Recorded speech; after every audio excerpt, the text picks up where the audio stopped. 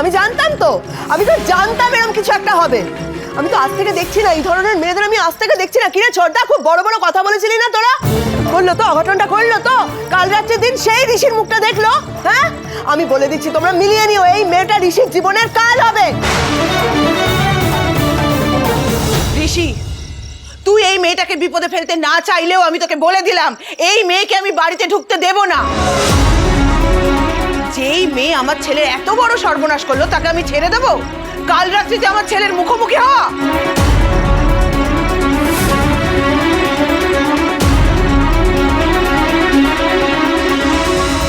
কি করে দিলে তো আমার ছেলেটার অকল্যাণ? মেরে দিতে চাও না? মেরে দিতে চাও আমাদের বাড়ির ছেলেটাকে? মেরে দিতে চাও তুমি? তাই চাই তো, তাই চাই। আমার স্বামী গেছে, মেয়ে গেছে, এখন আমার ছেলেটাকেও। এমন কথা বলবেন না, আমি কখনো এমন চাইনি। এত ভয় পাবেন না, আমি মিস্টার সিংহ রায়ের মুখ দেখিনি।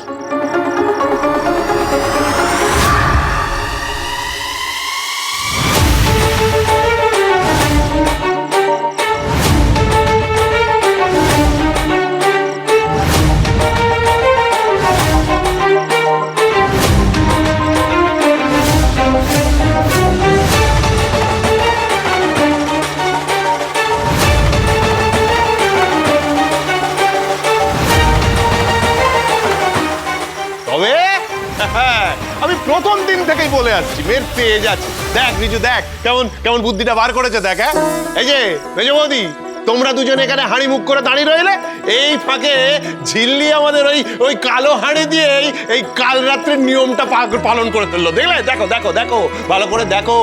বড় ওর মুখ দেখতে পারলো না, নিয়ম রক্ষাও হলো। হ্যাঁ, কি বলিস? সত্যি ঝিল্লি, এইটা না তোমার পক্ষেই সম্ভব। ঝিল্লি, বুদ্ধিটা কিন্তু দারুণ বের করেছো। আর লাগছে কিরকম ফানি, তাই না রিঙ্কি? চুপ কর তো তোরা। এই, একদম অতি চালাকি করবে না তুমি। হ্যাঁ, নিজেকে বেশি চালাক ভেবে ফেলেছো তুমি। কি ভেবেছো তুমি? আমরা কিছু বুঝতে পারছি না? আমি চিনি না তোমাকে, আজ থেকে তো দেখছি না। আমি তো জানি তুমি কি করেছো। আমরা এসে পড়ায় তুমি তারপরে মুখটা ঢেকেছো ওই কালো হাঁড়িটা দিয়ে।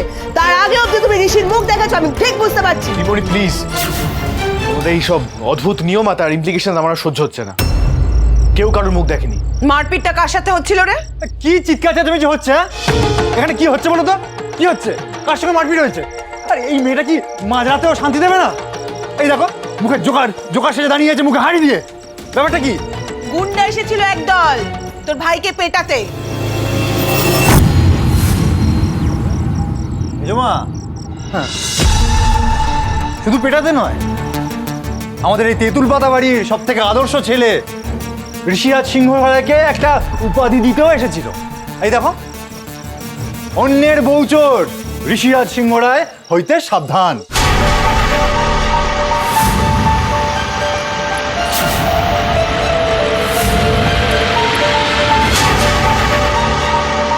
ঋষি, তোর এই উত্থান দেখে তো আমি সত্যি সত্যি মুগ্ধ হয়ে যাচ্ছি। হাততালি দাও সবাই, হাততালি দাও আমাদের ঋষিবাবুর জন্য।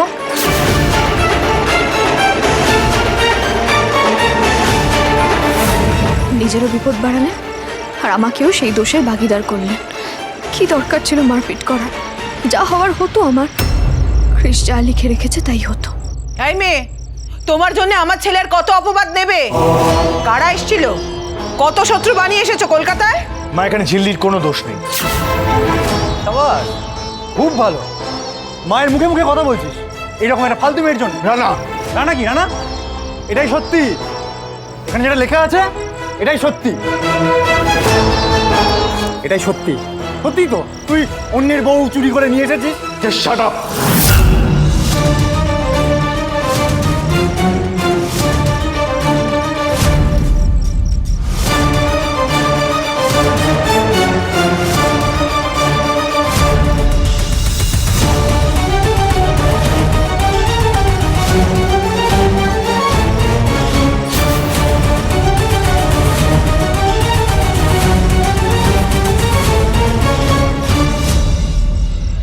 দেখতে পাচ্ছিস তো, আমার কাছে এই পোস্টারের ভ্যালু এটাই।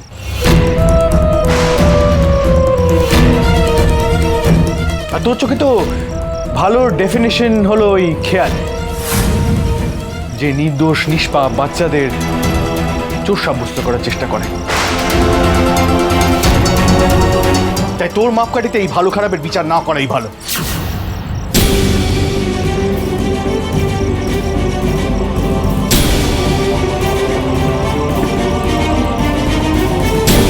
প্লিজ আমি হাত জোর করছি, আপনারা দুজনে আমার জন্য নিজেদের মধ্যে ঝামেলা করবেন না। নাটক করো না তুমি, একদম নাটক করো না। তুমি তো এই বাড়িতে এসে থেকে এটাই করছো, মায়ের ছেলেতে বিরোধ লাগাচ্ছ, ভাই ভাই বিরোধ লাগাচ্ছ, সংসারটাকে ভেঙে দিচ্ছ।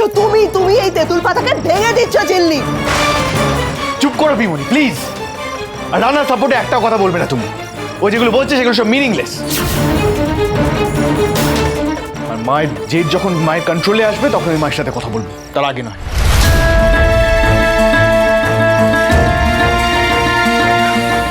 এই তুতুল রিঙ্কি, ও কতক্ষণ এরকম মুখে ওটা দিয়ে থাকবে?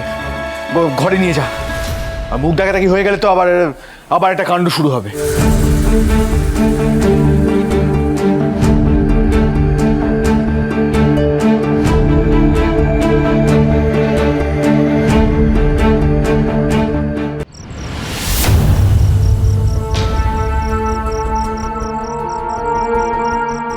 ঝিল্লি, এবার বলো তো ওরা কারা ছিল?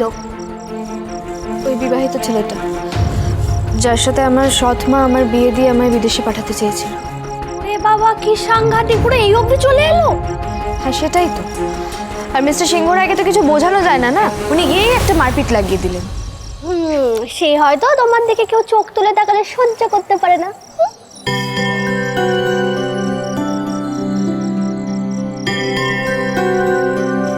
শোনো ঝিল্লি, আমার মেজদা ভাই যখন তোমায় কথা দিয়েছে ও তোমায় প্রোটেক্ট করবে, ও নিশ্চয়ই তোমায় প্রোটেক্ট করবে সব সময়।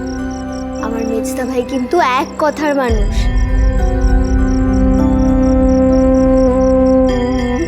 হ্যাঁ, আবার একটা দয়া। বেচারি ঝিল্লি চৌধুরীকে বাঁচিয়ে আবারও একবার মহান হলেন মিস্টার সিংহ রায়। আর উনি এই দয়া করতে গিয়ে নিজের সব কাছের মানুষদের দূরে সরাচ্ছেন, এমনকি নিজের মাকেও। কি বোঝাবি তুই আমায় পরে? হ্যাঁ, কি বোঝাবি রে? ঠাকুরজি, আমি তোমাকে বলে দিচ্ছি, ঋষি এই রক্ষা রক্ষা খেলা খেলতে গিয়ে না নিজের বিপদ বাড়াচ্ছে। বাড়াচ্ছে তো। ঠিক বলেছো মেজমা। ভাইয়াজিকে তো আগে শত্রু বানিয়েই ছিল, এখন আবার নতুন একটা দল যোগ হয়েছে। চুপ কর না রানা। এই দাঁড়াও এক সেকেন্ড। মা, তোমাকে আমি তখন বলছিলাম না যে কেউ দাঁড়িয়ে আছে বাড়ির সামনে, কাউকে দেখলাম মনে হলো। ও তার মানে এই ছেলেটাই ওখানে দাঁড়িয়ে ছিল বাড়ির দিকে নজর দিয়ে। অবলাদাকে তখন বললে একেবারে হাতে নাতে ধরতো। আমায় একটু দয়া কর, তুই দয়া কর।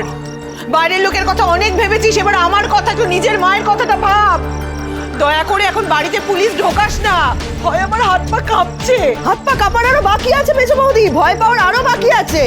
তুমি দেখো, মিলিয়ে নিও, যে গেছে, যে পালিয়ে গেল, সে আবার আসবে, সে আবার আসবে। আরে বাবা, ঋষি একটা ছেলের বউকে চুরি করে নিয়ে এসেছে বিয়ে করে, ছেড়ে দেবে নাকি এত সহজে? একটা অন্যায় জুলুমবাজি বিয়ে থেকে তুলে এনেছি, তাই আমি মনে করি আমি কোনো ভুল করি। তার মানে এইরকম অসামাজিক কাজ এবার প্রতিনিয়ত তেঁতুল পাতা হতেই থাকবে, তাই তো? আর তুই ওদের সঙ্গে মারপিট করে যাবি। ঋষি, আমার কাজকর্ম নিয়ে তো তুই সমালোচনা করেই থাকিস, এবার একটু নিজের দিকে তাকা। এই রানা, শোন, আমি যদ্দূর ঋষিকে চিনি, আমি ভালো করে জানি যে কোনোদিন গায়ে পড়ে কারোর সঙ্গে মারপিট করতে পারে না, বুঝেছিস? ঝামেলা যখন মিটে গেছে, যা নিজের ঘরে যা, শুকে যা।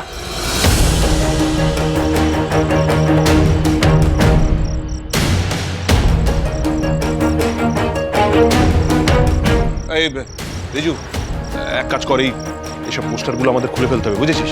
হ্যাঁ, চ তাড়াতাড়ি খুলে ফেলতে চ।